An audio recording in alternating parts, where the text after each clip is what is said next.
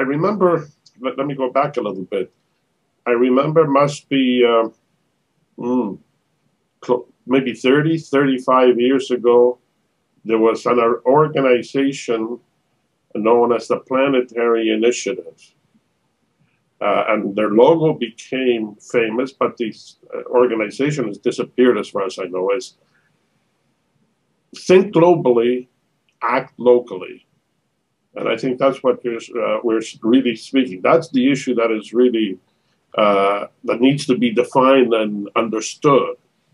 I hear what you say about nation states, but I'm really with Buckminster Fuller in the sense that he created this, or he invented this idea of Spaceship Earth. This planet is one whole organization or one whole system. We'll have to define what we mean by system, but it's one entity, if you will. And there are no such things as entities, but be that as it may. It's like a spaceship. It's all one. So far, that's been a fact, whether we recognize it or not, ever since the creation of this planet. So far, nation states don't see that, and that's why they fight for position, etc. It's not working. It's not an organization. It's not a system of organization or a structure of nation states that permit us to really encompass what is required to see this from the perspective of Spaceship Earth. McLuhan called it global village. Yeah, it's all one. And I think preserving nation states is going to continue to fragment that oneness that we derive from the idea of the global village. Of course, the question ultimately becomes, okay, so if we're not going to have nation states, then what are we going to have that is going to organize and manage the problems that human beings have on this planet? So I'm very much, I'm coming at it from the perspective of global government, for the global village, for space age.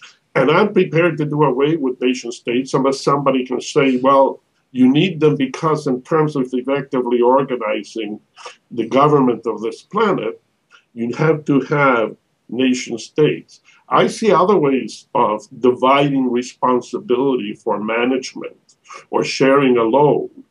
And you have touched upon it. We don't need nation states in the way that we have now. If we need anything that resembles the unified idea of a nation state, it's subject matters with which we are involved. For example, you need a form of organization that will permit, okay, we're lawyers, let's take lawyers, but all lawyers to organize themselves or to be organized to serve the purposes of the nation state.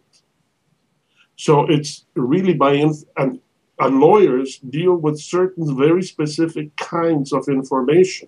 So you need a form of organization that permits us to obtain and share information that relates to law. So instead of having a nation state, I would have a state of lawyers, if you will. Now that doesn't sound very enticing the way I just put it, but you need a system that says, okay, we're going to divide responsibility for the globe not among 200 nation states that don't even coordinate with each other, but in what, well, I guess I really have to go to Stafford Beer's idea of the professions. You have to organize so that all lawyers are marching together, all doctors are marching together, science is marching together, music, art are marching together, not only in each state, but throughout the planet. So the form of organization, looking at it from the planetary perspective, looking at it from Spaceship Earth, for me, really divides to, okay, we got to develop expertise in the various areas that human beings have to deal with. Maybe farther on, we will be getting some sort of world government. But right now, I think that we have to at least admit that the nation state, this form of government with borders and territories and people work inside certain environments, special environments, one different from the other, has allowed us to get to where we are. Okay?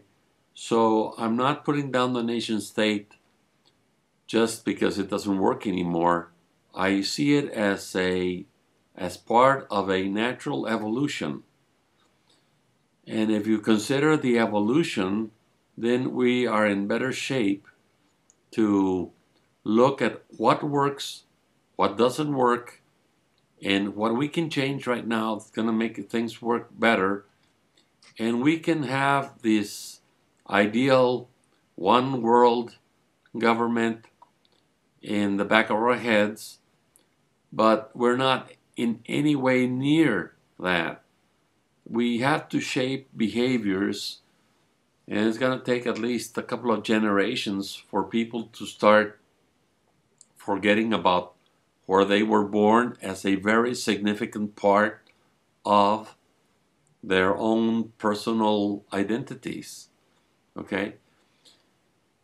There are people in Oaxaca, Mexico, that are not even aware of all these technological marvels, you know. They're living like they lived like 1,000 years ago. Maybe some of them have just left and gone to work to the United States, and now they have cell phones and everything. But the villages where they came from are still very much living the way they lived before the conquest, let's call it. So this change that we're thinking about is not going to happen anytime soon. It's going to happen sooner than we think is possible, but not like by next year or a couple of years or 5 or 10 years. We need to show people that the new